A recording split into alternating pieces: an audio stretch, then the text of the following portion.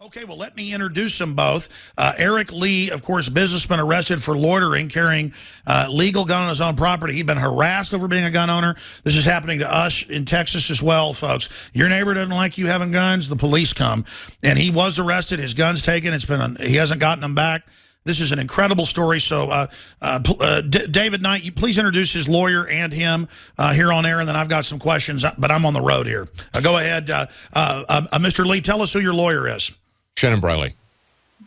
Okay, well, fantastic. Who would like to speak first? Tell us what happened to you. Oh, I'll start it. I was working, and I got off work, and on my way to the car, I figured I left my gun, so I had to run back in the store and get my gun. And there were some guys outside, just local guys that I know, and they was asking me questions, wanted to talk to me. And so I talked to them for a second before I got in my truck, and the police pulled up. And they said, "What's going on out here?" They had a car probably across the street or something. They seen us outside, and they said, "You have any drugs, any weapons?" And I said, "I have a gun on me, but it's my store gun." As soon as I said I had a gun, they just handcuffed me and threw me in the back of the car. And I said, if you would let me finish, I would have put I could show you my license in my back pocket. So he didn't take the cuffs off. They left me cuffed, and he went into my back pocket and pulled out my license and ran it. And one of the cops, they were betting on me. One of them said, "I guarantee you, I bet you the gun's stolen." And so the other guy ran my license. He said, "Well, it's not stolen." And he said he cursed and said, "Damn." And I said to the officer, I said, "Are you serious? Are you mad because I'm doing the right thing out here?" And he just told me to be quiet, and he walked off. And so the other officer, I said, "Just do the right thing, man. What's gonna happen?" He said, "Well, I can't do nothing right now. I gotta wait for my sergeant to come." And so his sergeant finally came with probably like 6 more police officers, and they told me my gun was registered, but it came up as a different caliber gun, but my numbers matched. And I said, "Well, I didn't put the thing in the system. I got all my records right here." And he said, "Well, we can't figure it out, so just take them to jail and we let the courts figure it out." And that's what happened. And I want to get into what else happened to you and not getting the guns back. But here's the deal, and I know the Georgia laws as well. And I know we have your lawyer, Shannon Briley, who I'm very excited to know that we were able to get on. The guys that sent me the list, I'd overlooked it, so I apologize for that. But my issue here is this a case of having self-defense while being black? Like driving while black or standing at a bus stop while black? Or is this a case of owning a gun and not being part of the government? And because I see this happen to everybody, but I guess particularly black folks aren't allowed to defend themselves. I know in Chicago and D.C. it seems to be cities with a lot of black folks where they deny people the Second Amendment, so only the criminals have it. My issue is, you could have had a gun anyways as a business owner on your own property or in your car under Georgia law. It's just like Texas law. They are now arresting people in Texas and other areas who will have a rifle on the back of your truck that's totally legal. They just say, "I'm going to go ahead and take you in anyways." And then, as Ammo Land reported, you have to spend more on lawyers to get your gun back than what it's worth. And so this is really a criminal authoritarian action. So tell folks what else happened once you went to jail. Your lawyer, Shannon Briley, jump in any time to tell us where this is going. But, I mean, this is basically a kidnapping. It's official oppression. But because the police are doing it, I guess it's okay according to them. And then what happened next was they went in and took me to jail. They towed my car, and I had to bond out of jail and then pay money to get my car back out. And that's about it on that. And then I had to call. I went to court, and the judge and everybody apologized and said I shouldn't be here. They're sorry that I had to go through that, and they just dropped all the charges. And they said I would talk to somebody if I was you. Have they given your gun back yet? No, sir. They gave me the runaround when I got my papers from the court to go get my gun, and I took it to the place they told me to take it to, and they gave me, they said I got to get in contact with that officer. So I called the officer's headquarters, and they kept giving me the runaround. They gave me about 6 different precincts to check. They said, "Go here, he's not here, try this precinct, try this precinct." So I got in my car and I rode, and I took pictures of all the precincts I went to. Then I called so much that the dispatch, they would tell me that, you know, your best option is to just drive up. He gets here at, like they said, like 9 o'clock. He gets here at 9 and just pull up and jump out on him. That's your best way to catch him. I said, okay.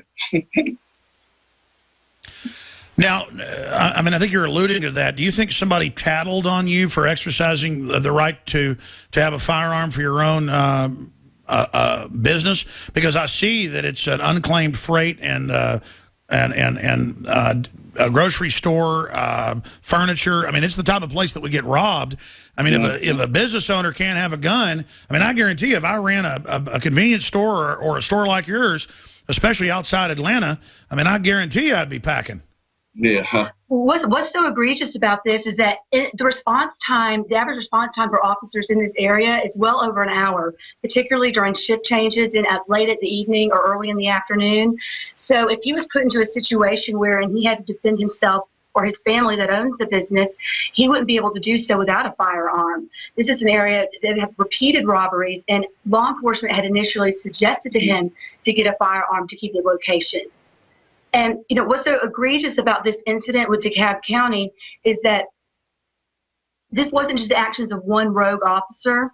This incident was co-signed by a supervisor on every level, initially by his immediate supervisor, then by the DeKalb County Board of Commissioners.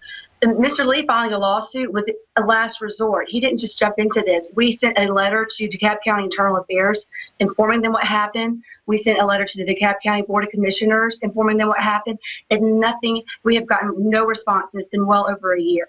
So well, that's right. I mean, I should have pointed out. This is systemic. I should have pointed out this is a year ago. You're suing. Of course, I missed making the big point. Thank you so much for bringing it up, Shannon Briley, the lawyer for Mr. Lee. And when Mr. Lee's rights are violated, all of our rights are violated. And obviously, mid-level police that are smart say, get a gun, you're having a lot of crime problems. But then higher up, the politicos want to persecute gun owners. And they have persecuted his human rights, his civil rights. This is a big violation. Where do you go from here? What is the lawsuit calling for? Right now, it's in federal court. Of course, they've filed a motion to dismiss, which is completely have no basis for. But, you know, he's not trying to punish the taxpayers. But, you know, at this point, you know, he wants reasonable compensation for what he has been through. You know, the claim, you know, we have allegations here of battery, false imprisonment. You know, we understand, and both of my parents were police officers, and I was a police officer for 7 years in Atlanta. I know cops have a hard job. But the problem with this situation is that the officers weren't in a situation where they had to make a split-second decision. They had all of the facts available to them, and to dispel probable cause. And they looked at it and they gave it the middle finger and said, "No, we're going to make an arrest anyway, even though he had it's private property, even though he had the license, and even though he's not a convicted felon." So how do they claim you can't loiter at a business that you work at and own? I mean, so if I've got like rifles, I mean, in my office at the radio studio. I mean, are the cops going to come arrest me because I'm loitering? If you live in DeKalb County, they might. So where is this coming from? I mean, I hope they all lose their job. I hope you get $1 million. This is how we punish corruption, or my guns are next. Why are they doing this? I mean, is this some kind of political directive? Or? Well, I believe there's a lot of pressure on officers to make arrests. It's called getting bodies.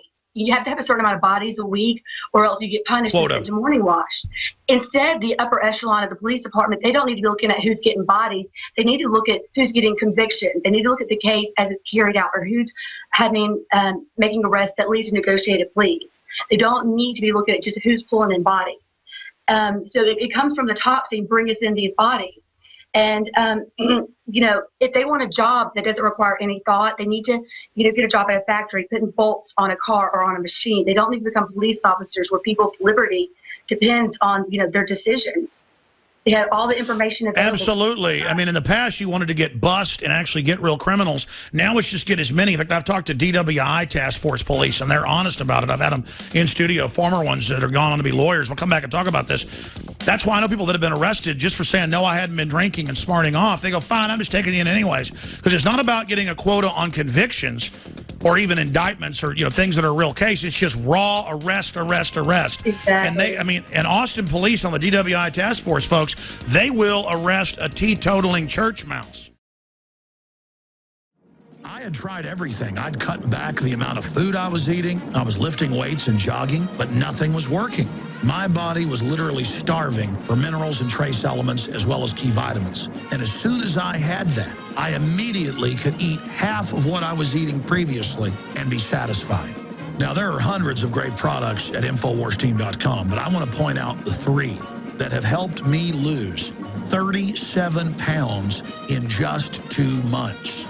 Products like Beyond Tangy Tangerine, Pollen Burst, and Rebound. When I started taking the Tangy Tangerine and other products every day, I lost more than 37 pounds in just 2 months. Now that's results. I want to challenge my listeners to go to InfoWarsTeam.com and to order just 3 of their products, and you will see the changes in the way you look, feel, and in your appetite almost immediately. Start your journey to health and wellness today. InfoWarsTeam.com. But Eric Lee, who is a family man who owns a furniture store where he was arrested for loitering and carrying a firearm in violation of concealed carry law. By the way, he even went and got the concealed carry, which is above and beyond what you got to have in Georgia. A police supervisor came to the scene and approved of the arrest. The county still will not return his gun. He's filed a federal lawsuit. And I love how his lawyer is such a nice lady, and he's so nice. They're apologizing for the lawsuit. It's time we start suing when the government violates our rights, because they're in Congress having hearings now about Obama becoming a dictator, basically, and doing whatever he wants, and the other agencies just acting how they want. The government is out of control.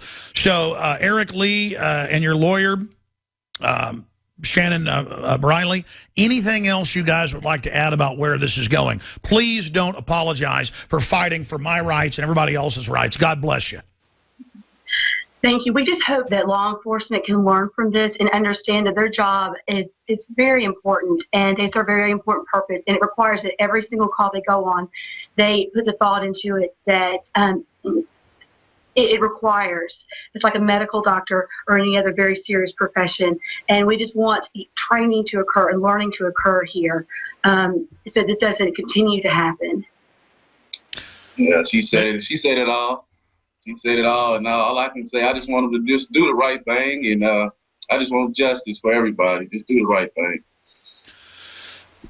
Looking at this, I mean, I'm sure you guys are aware Ammo Land and the NRA have all reported on it. But I know almost everyone I know, including a pretty famous gun person with a National Gun TV show. I'll just leave it at that, because I know, because I'm friends with him. And he's had the police repeatedly called to his little ranch with a shooting range and a berm. And I'm not trying to be mean. It's true. It's Californians that have moved here. They call the police on you when they hear shooting. I know people that have 200-acre ranchettes that are out in the middle of nowhere. People hear gunshots, and the cops come sometimes and actually take your guns or arrest you. I had the manager of a store come up just last week and said it happened to him on his 200-something acre family piece of property. The DPS came in and they said, your neighbors felt scared hearing the gunshots, you're going to jail. I mean, this is a reign of terror. Any comments on that? I think with a lot of the mass shootings, there's such a stigma now to weapons in general that the police can go in there and arrest somebody who has a gun just because guns in general have become so stigmatized. And people don't understand that we have fundamental basic constitutional rights to own a weapon, to prevent the government from getting too big and taking away our rights and living in a police state. And they don't understand that the isolated acts of certain individuals who have used weapons should not be used to taint our rights, in the entire population. So I think exactly, and I mean, increased gun ownership since 1992 has caused a 51% drop in violent crime. That's the FBI's own numbers. Right, exactly. Guns are making us safer. Right. If people were afraid that whoever they were going up to rob or burglarize was armed, they would, certainly think twice before going and, committing these crimes. And sure. The citizens, law-abiding citizens in the Metro Atlanta area wouldn't be terrorized by crime. If the police want to call volume to decrease, they should encourage law-abiding citizens to have weapons. Absolutely. Eric, in closing, Did you say, I mean, I'd be laughing at these police and saying, shame on you, when they took me to jail for no reason. I mean, what did you say to them in the squad car? We just talking because, well, I couldn't say too much because when we pulled off, I said, man, why are you doing this? I said, just do the right thing. You know you're wrong. You know you have nothing. He said, well, it's not up to me anymore. And he turned his music up all the way on full blast and took off flying down the road. And I couldn't hear, he couldn't hear me, I couldn't hear him. Hold on. Alex Jones here with a very important announcement for truth seekers. We've carried a lot of amazing films and books over the years on the online video bookstore at Infowars.com. And out of all the titles we've carried, one stands out because it is just so chillingly convincing. And that's Dreams from My Real Father by Joel Gilbert, available at Infowars.com. This film exposes the fraud that Obama is like nothing I've seen. If you want to know who Obama's real daddy is, this is the film for you. Don't forget, your purchase supports our broadcast and our growing media network. You'll also find at InfoWarsShop.com None Dare Call a Conspiracy by Gary Allen, the book that woke me up. We're also carrying Behind the Green Mask, UN Agenda 21 by Rosa Corey. This book is coffin nails to the globalist takeover. The Greater Good, the most professional and up-to-date film I've ever seen exposing the scourge that is vaccines. These titles and a lot more are all available at InfoWarsShop.com. All I know is this. We have an authoritarian directive in Washington that's bipartisan because of a lot of corruption going on. They want a police state. And it's up to all of us to exercise our Second Amendment. That's why I love the open carries that have not caused any problems nationwide like we had at the Alamo, is because it shows, hey, it's not dirty that I have a gun. And I liken it to Martin Luther King going into the places where you couldn't, if you were black, the bathrooms, the hotels, the restaurants. It's the same thing with an open carrier. It's the same thing suing when the police arrest you for your legal, lawful gun. You've got to do it, ladies and gentlemen. You've got to have these marches. So in closing, Eric, anything else you'd like to add? You're the victim of this, the owner going out to their car, and any other tidbits or points you think people should know about where this lawsuit's going now, this federal lawsuit, because the county's done nothing? All I can say is just beware of the police out there. And I don't know where it's going. We're trying to push and trying to get something done. But all I can say is just pray for us. We're trying to work. We're trying to get something solved for this.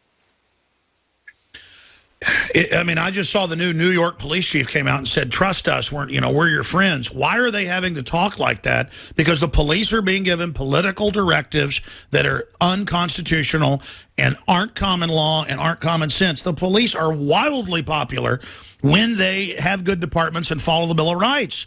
So the police, you're saying, again, talking to your lawyer, Shannon Braley, both your parents were Atlanta police. So growing up in that, I know you probably have a lot of inside baseball on it. Right. What do you think's happening here? Mm-hmm. Yeah, I was an officer for 7 years. A lot of times people in the community, they will contact the city council and make complaints, and then they'll complain to the white shirts, the upper echelon, and they'll be like, instead of thinking and having thoughtful dialogue with the officers, they'll be like, give me bodies, give me bodies. And, this is, again, like I said before, this is a job that requires thought. It's like being a surgeon or anything else. So, this isn't putting on parts to a machine in a factory. It requires thought to every single situation, and they don't encourage that. They just say, give me bodies.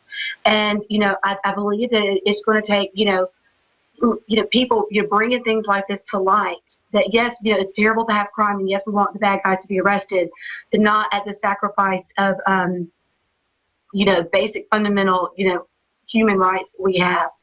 But they knew him. They knew he had a concealed carry. I mean, they knew he didn't have a criminal record. They knew he was a good guy, and they still just said, okay, instead of saying they were wrong, which they weren't even wrong, instead of just saying, okay, false alarm, have a nice day, they had to take him to jail. It's that idea of, well, a lot of departments don't want to hire intelligent police now, and that's because the establishment wants a tyranny. Exactly. And, he knew he was wrong. That's why he turned up the radio on the way to the jail. He knew he was wrong. He didn't want to feel guilted by, Mr. Lee. And, they count on people sweeping things under the rugs, like an arrest is no big deal. Well, it was a big deal for Eric. And, and it was a big deal that they continue to hold his property. So, I think... Oh, yeah, that's the big issue. Still hadn't got his gun back. They continue to endorse this behavior. Well, you're a good lawyer, Shannon Briley, and Thank you. If I was ever in Georgia and needed one, I'll give you a call. Are there any websites we can visit? Are there ways we can support you guys? You can go to www.brileylaw.com, BRILEYLAW.com, and I have a Facebook page. It's facebook.com/Briley Law. And I'm sorry, I've been sick this week, so that's my voice is hoarse. Oh, you sound great. Thank you. Listen, Eric Lee, God bless you for what you're doing. We'll check in with you again as the lawsuit develops, sir. Okay, thank you. Thanks. Thank you. All right, there's folks fighting back against just out-of-control government, folks. So I'm telling you, this government is out of control. I want America back. Now you can watch the InfoWars Nightly News streaming live as it happens for free. Check it out at Infowars.com/show.